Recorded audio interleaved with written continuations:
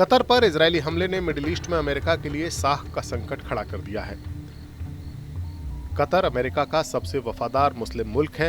वहां अमेरिका के हजारों फौजी तैनात हैं। ऐसे में इजरायली हमले ने मिडिल ईस्ट के देशों में अमेरिका के लिए भरोसे को हिला दिया है।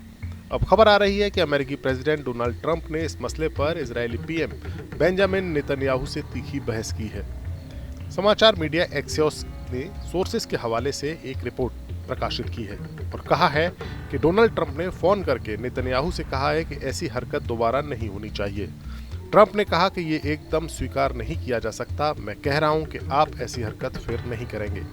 रिपोर्ट में कहा गया है कि कतर की राजधानी में हमले से डोनाल्ड ट्रंप के सलाहकारों में भी काफी आक्रोश है और वो भौंचक के रह गए हैं। इसी को लेकर जब बात हुई तो ट्रंप ने नेतन्याहू और उनके सलाहकारों के काम पर हैरानी जताई और कहा कि आखिरकार आप ऐसा कर कैसे सकते हैं।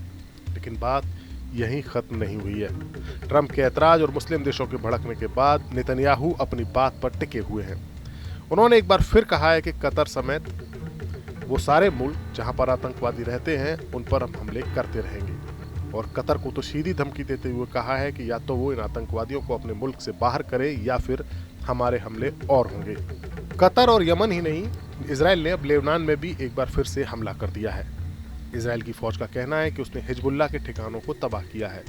ये हमले लेबनान की बेका घाटी में हुए हैं, जिसके वीडियो भी वायरल हो रहे हैं। इसी बीच खुद पर हुए हमले के बाद कतर ने इस्लामिक देशों की मीटिंग बुला ली है।